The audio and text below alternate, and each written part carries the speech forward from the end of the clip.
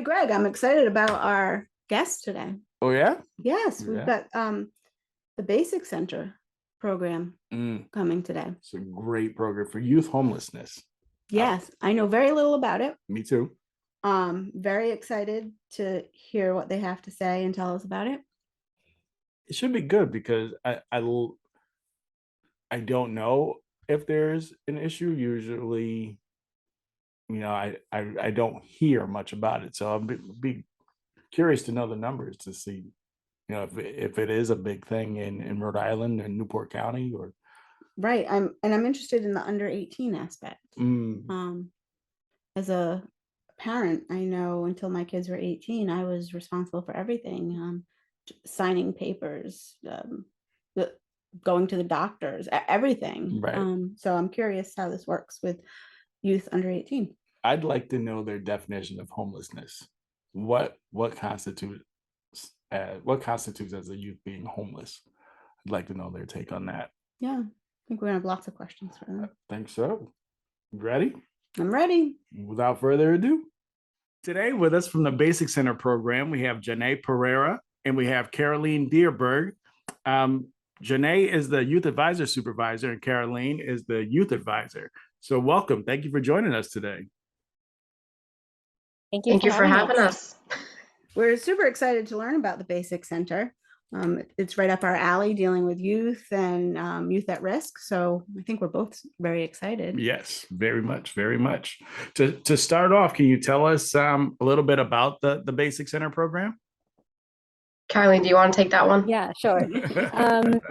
So we provide housing to youth under 18 through host homes on an emergency short-term basis. So what that looks like is we have a network of homes across the state who have an extra bedroom in their house or apartment or whatever, and they open it up to youth who might need a place to sleep for a few nights or 3 weeks as they work towards figuring out the next best place for them that's safe and stable, so that they have some time to breathe before they so that they can figure stuff out. We also provide case management while they are in the host homes, and also 90 days of aftercare. So once they exit to their safe spot, after that, we will continue to meet with them on a periodic basis to just check in and make sure that there's things are going well and to support within them in their own goals. The program is 24/7, so referrals can come any time of day, any day of the year, from anywhere. And we also offer like on-call support to our host homes and our clients when we have a placement. So if there was an emergency, they could absolutely call or text us and say, hey, we're having this issue. Could you help us out? Do you work with law enforcement, or how do you, when you get a call, how do you know that the kids, the youth aren't runaways, or how do you know that their parents aren't looking for them? Yeah, so we actually do serve both homeless and runaway youth. The only eligibility requirement currently in place for clients is that they're under 18 years old and they need a safe place to stay. When we receive a referral, our first step is to talk to the young person about their needs. And if they disclose that they've left their home or run away, that doesn't disqualify them from services. Our clients are not DCYF involved when they're coming into our program. So it's not like they're, running away from a foster care placement, or, whatever that situation may be. They, it's kind of the in-between stage of, we're providing preventative and emergency services, but also, it's not as intensive level of care as like, foster care would be. Now, parents are, by law, they're legally responsible for youth until they're 18. But I do understand that there are dangerous situations. There are situations where a youth is out of the house or the youth become homeless. How does that work when the kids are being kicked out, or does that have an effect on what the basic center does, or how does that work? No, so yeah, our youth are coming from all kinds of different situations and places. And like you're kind of alluding to, it's the parents or the legal guardians that have that authority over them. We as an agency and as like the host homes don't have any legal authority over the clients. But we also believe that everyone, including minors, do deserve a safe and stable place to live. So our goal is to ensure that the clients have somewhere safe to stay temporarily as they figure out their next best steps. It does get a little bit complicated or hard when the clients have needs and need to be able to consent to things like medical care or getting access to like a license or their birth certificate or something like that. Because if their guardians are unwilling to be supportive, then there aren't many other things that we can do. But given the short-term nature of the program, we stay focused on clients' housing and work within what we are capable of doing. All right, that legal thing just keep get like I so appreciate that you're there, and I realize that youth, we want youth to be safe, but that legal issue just keeps popping up. That how do you get medical care? What about school? But I guess because you're on a temporary basis, you're able to work within those parameters a little more. Yeah, definitely. How does someone become a host family? So usually what happens is we would get a phone call from that person and they would ask, if I want to be a host home, what are the requirements? So we would go over the requirements with them, and our main requirements are that they have to be at least 25 years old, a Rhode Island resident, and they have to have like a spare bedroom kind of setup for the youth.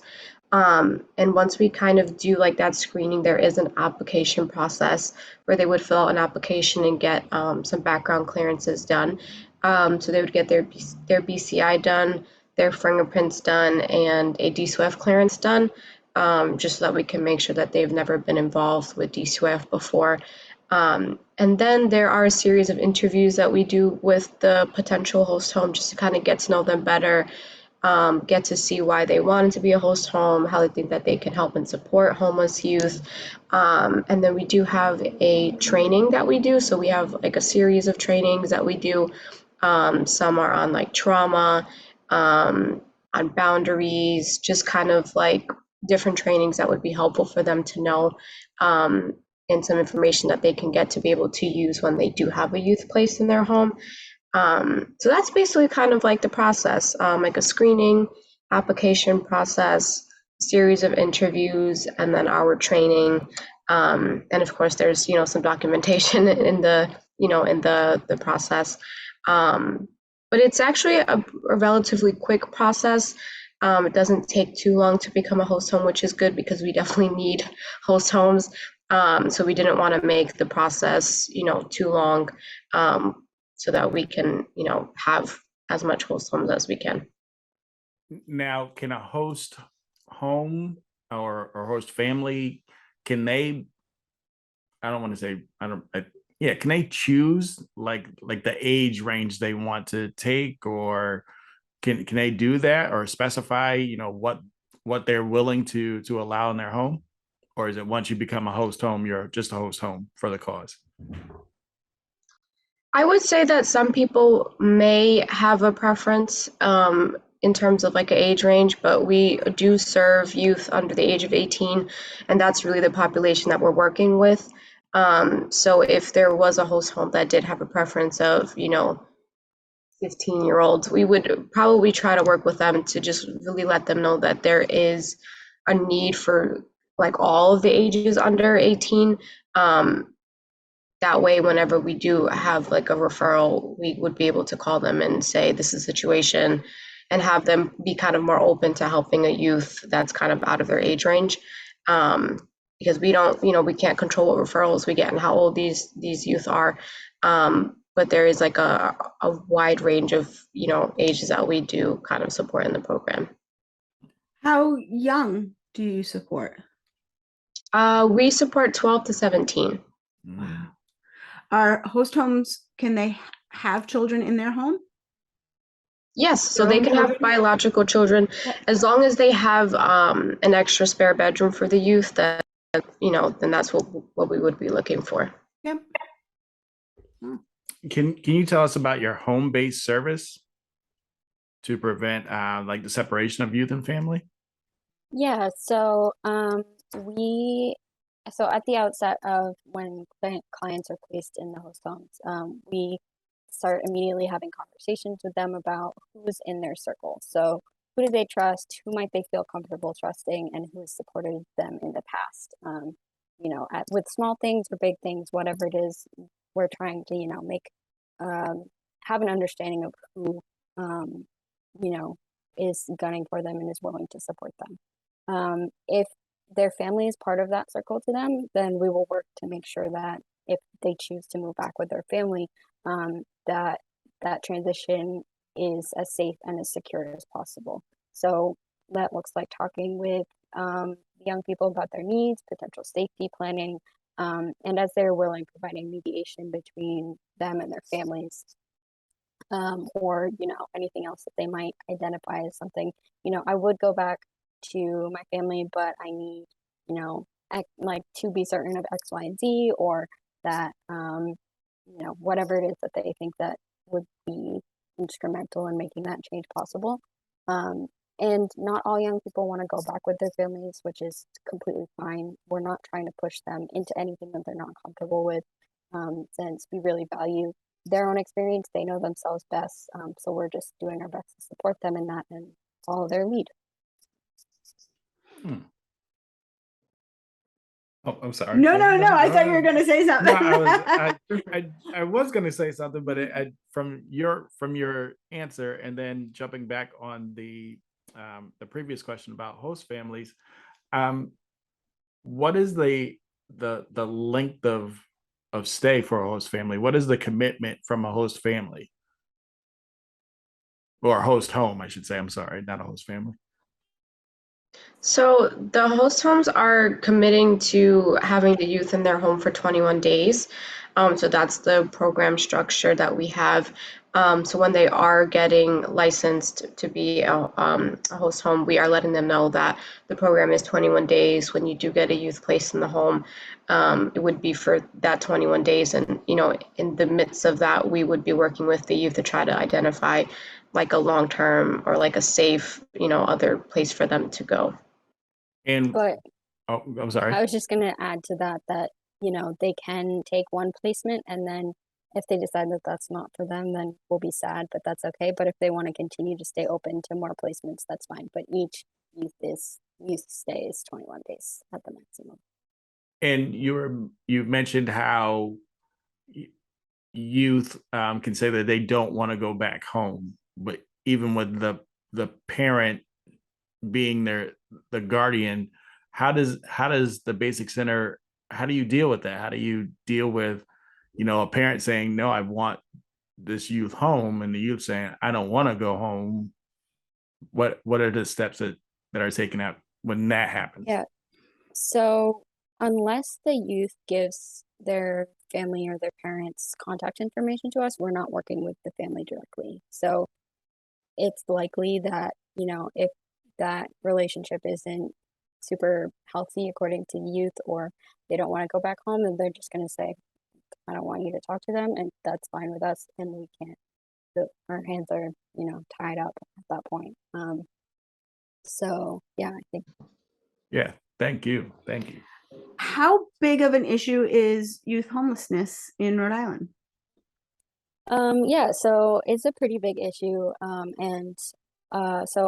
So just to put some numbers behind it, according to the Rhode Island Kids Count fact book, in 2020 to 2021, in that school year, public school personnel identified 1,109 children as homeless. Wow. So, and if you're looking at that like population, 66% were living with other families. So thinking couch surfing, or maybe like they had a spare bedroom, something like that, informally.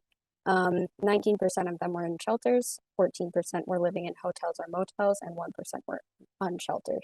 We really have a wide understanding of homelessness. So it's not just like some person living under a bridge. It's, you know, those people who are living on their friends' couches or staying with an aunt or, you know, whatever that is. Not just people living in their house. And thank you for clarifying that, because I know a lot of listeners, when we say hear homeless, there's one picture that comes to the mind, the stigma of it. So thank you for clarifying that. Can you give a few examples of what can cause homelessness for youth? So there's a whole bunch of different, you know, possible examples for that. I would say most of the time when youth are homeless, it's because their home environments are unsafe or unsupportive. But some other examples of what could, you know, lead to homelessness is like if there's an argument between the youth and the parent or guardian, or if there's conflict like over their gender or sexual identity, if like the parents are not agreeing with that or not supportive of that. And sometimes, you know, parents or guardians will kick the youth out of the home and don't want them to, you know, stay there anymore. So, you know, then that leads them to kind of not have anywhere to go and they have to kind of like fend for themselves, you know, or either try to find, you know, a friend to stay with or a family member to stay with. And so, you know, obviously our program is, you know, designed to help youth in those situations where they find themselves without anywhere that they could kind of stay that's like safe. If a youth came to you because they felt unsafe due to abuse, and there were other youth in the home, siblings or other family members, would you reach out to someone to help those youth, or is it up? Are you just concentrating on that one youth that has come to you? So when it comes to abuse and neglect, everyone in Rhode Island is a mandated reporter. So what that means is if you see or hear of, you know, abuse or neglect, that means you need to call DCYF and say, hey, their hotline and say, hey, there's a case of abuse and neglect. We want to make sure that we're supporting youth in the ways that are best for them. So one primary point is to support the youth that we have in our care, in our program. It really depends on how much information that they tell us about their situation. You know, I think young people are very aware of the power dynamics that there are between like their status as minors and adults around them. So not everybody's going to be forthcoming about what's going on in their home for real. So we work directly with them to make sure that, you know, if they're going to disclose something, we'll say, okay, just before you know, say anything, or at the beginning of their placement, we'll say, listen, these are potential consequences that would come up if you share any of these situations with us, so that they are informed and know potential consequences that would come up. Because our primary goal is to make sure that they're safe in a safe space for the 21 days of the program, without having to worry about their immediate survival, and to have that extra like space and energy to make those informed decisions and plans for their future. And yeah, so I think that's why it's super important to have this be like a community-based program. So the host homes are coming from Rhode Island, they're coming from the same places that our youth are coming from, and so we can best support them. Now, you're both in the youth advisory realm of the Basic Center. So what is your typical day look like? What is it from start to end? What does your day look like? Do you mean in terms of when we meet with clients Yeah, or? as soon as you get that referral from the client, sorry, I probably should have specified that. I'm sorry. So, once you're contacted about a client, or once a client walks through the door, what is the protocol and the procedure from the youth advisor, either the supervisor or the youth advisor themselves? I guess I could take that, and Caroline, if you want to add anything. So usually when we get the referral, if everything works out and they are going to be in our program, we would pick up the youth from wherever they are, wherever they feel most comfortable. We would transport them to the host home, and we would, have them meet the host family, get a tour of the house, get to see their space. And then we go over like boundaries and rules of like the household. So if there's any boundaries that, both the youth and the host home should be aware of. We talk about like house rules in terms of noise or, helping around the house if there's anything, just kind of trying to get all of that out in the open on the first day so that there's no kind of issues down the line. And then usually after that, we will meet with the youth. I would say frequently the first week, just to make sure that they're, comfortable, especially because they're with strangers at this point. So we want them to feel supported and comfortable, and we meet with them to kind of go over our intake process and try to identify if they do have like a support system, and really start to have those conversations and see if there's anyone that, would that they would be able to stay with, or anyone that would be able to help and support them through their process. And so we really try to start as soon as possible to try to think of like other living situations for them that are safe, because our program is 21 days, so we don't have a lot of time to really figure that out. So we really try to start having those conversations early, so that the youth can have peace of mind knowing that we're trying to help them to get to that next safe place for them. Is there I know you said the intake usually takes place within that first week. Is there any type of interview or questions asked to the youth prior to putting them in the host home, like questions about substance use or anything along those natures? So usually when we are first getting a phone call from a youth, we are trying to just kind of like understand their situation and their needs and kind of go from there. We do ask for how old they are, because we have to make sure that they're eligible for the program. We ask them, any information that would be relevant that they would like the host home to know. Mm. Um, just trying to just assess the situation and see if if they are open to giving us any information so that we can have a better understanding of what they're going through and how we can help them going forward. We got it. Do you try to find a host home within their town so that they can continue going to their school? Yeah, so two-part answer to that question. One, the youth, when we meet with them for the first time over the phone or whatever the situation is, we will offer them information about all of the host homes that we have available. So all of our host homes create like an about me page with like pictures and like information about the family and the home and any other sort of important information, so that the youth can make informed decisions about where they want to stay. And that includes location. So, for example, um, if they prioritize being close to where they're coming from, then that might be what they would choose. Or if they want to be like as far away as possible, that's also within their means to do.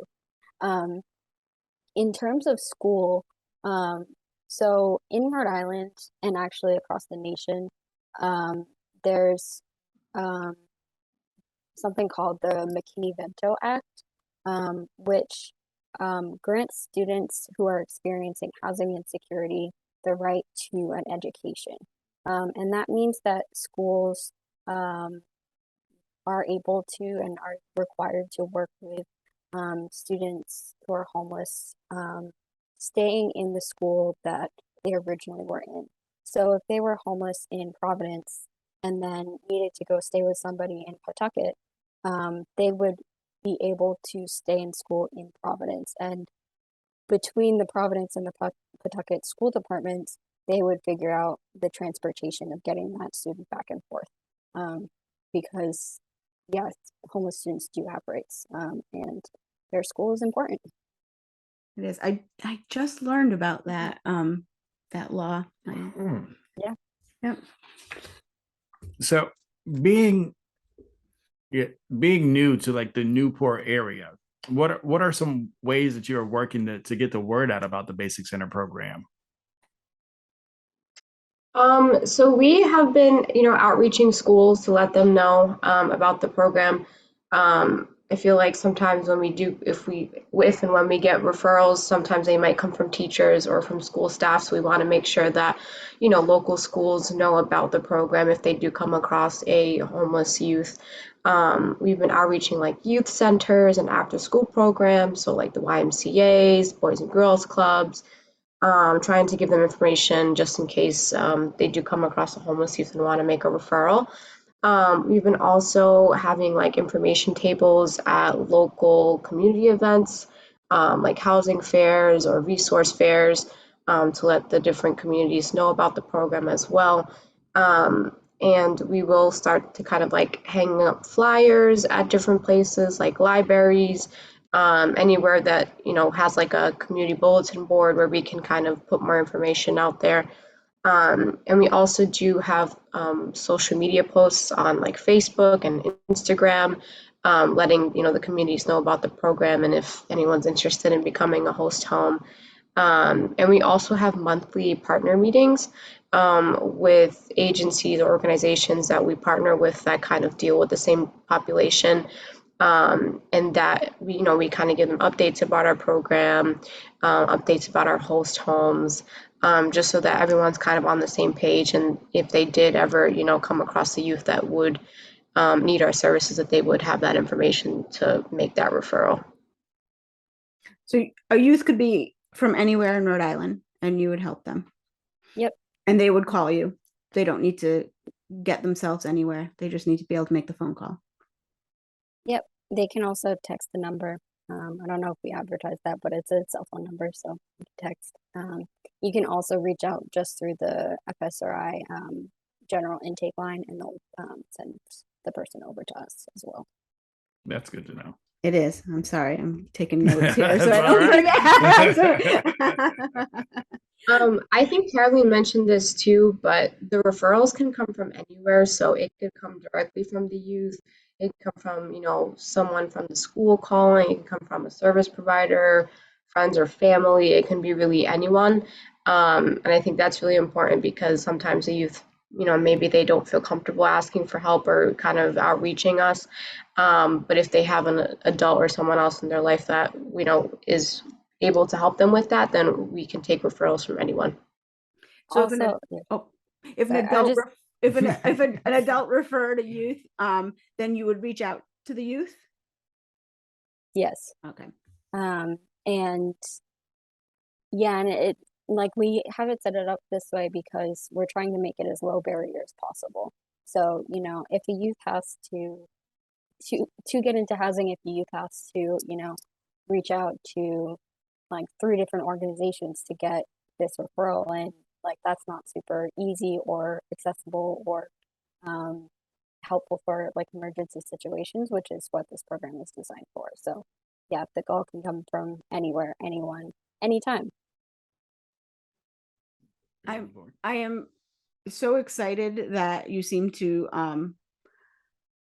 give youth such a voice. I mean, we always in our field or the people we work with, usually parents have to be so involved or some kind of guardian so involved. I mean, even like tobacco cessation programs, you got to get your parent involved to be part of that. And I'm impressed and excited and happy to know that this is out there for youth without so many barriers. Right. Seems like everything has a barrier these days. So that's exciting. So I am assuming homelessness for youth is across the border, but is there a higher demographic for some youth as opposed to others? Yeah, so homelessness affects people, as you were saying, of, across all walks of life, no matter like race, gender, sexual orientation, religion, systemic oppression it affects specific populations. And nationally, we know that, with that said, we know nationally that people of color, especially Black and Indigenous folks, are disproportionately represented among those experiencing housing insecurity. The same goes for LGBTQ folks, especially trans folks, and especially trans folks of color. We know that in Rhode Island and across the nation, but we're talking about Rhode Island here, there's a current affordable housing crisis.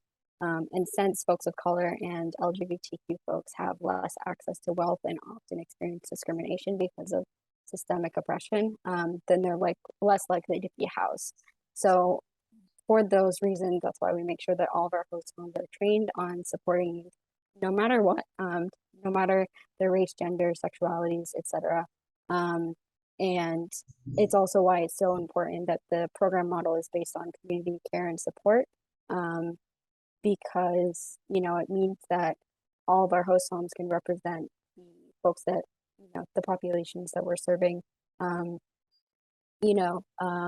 So it's not just some shelter staff. It's people in the community who are genuinely invested in supporting our young people. Now, are the host homes, they're not advertised, correct? They're just filed with the organization? You mean we don't advertise that X person is a host home, correct? Correct. We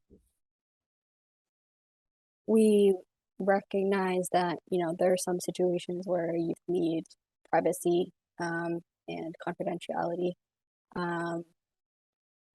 So we're not telling people this is the address. Right.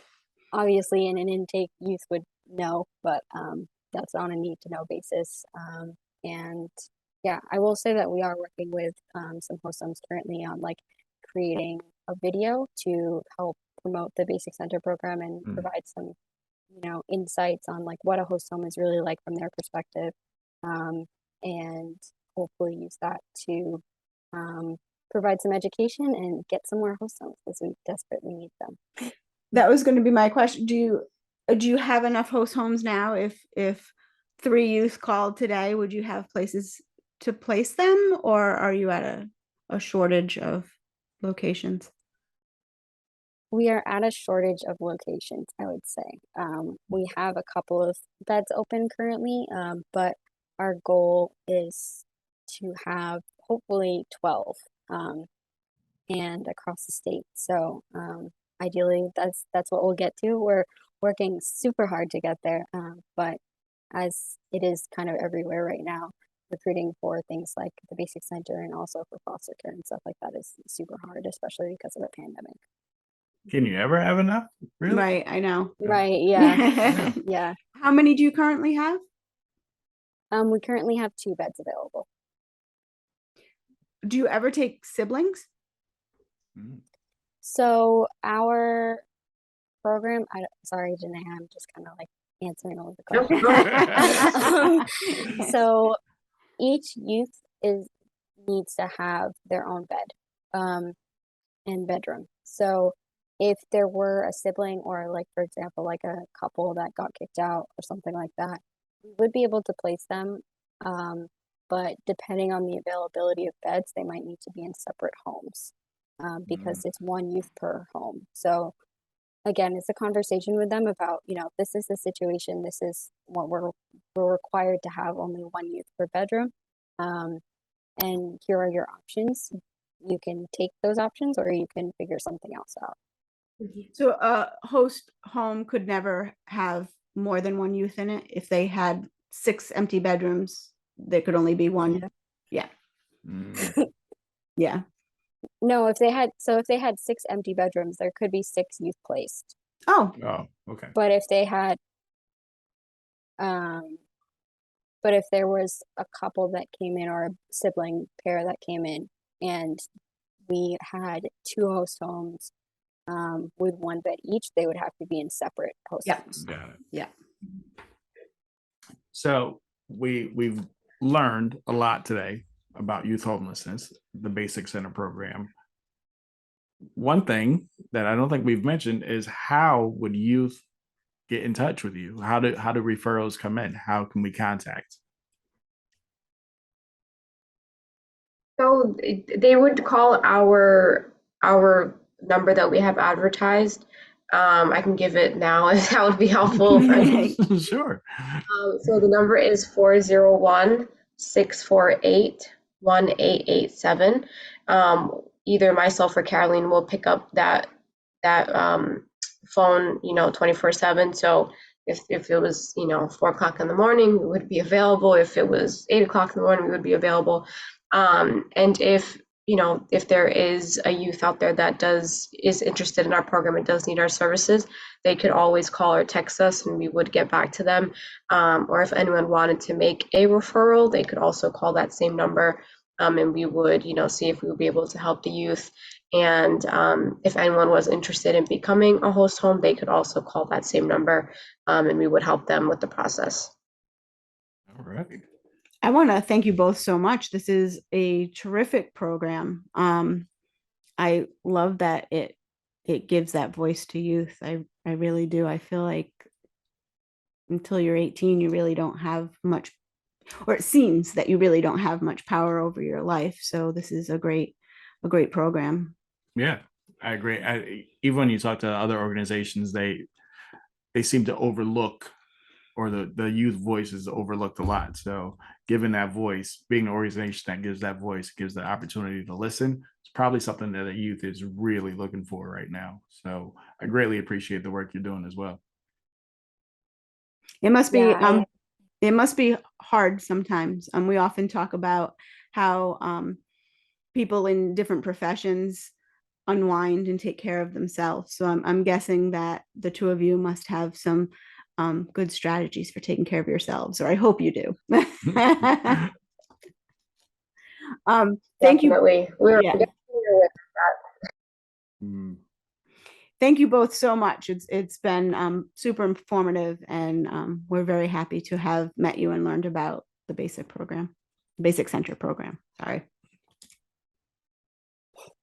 Yeah, that thank is our you for having us and for, having this platform where you can, share information and different resources to the community. I think it's very helpful for people to know what's out there and what's available. So thank you for having us today. Sure. Anything we can do to help you get to those 12? yes, please. I'm already thinking how I can reconfigure my kids' rooms. Hey, we're here for it. Thank you. Thank you both. Thank you. Thanks.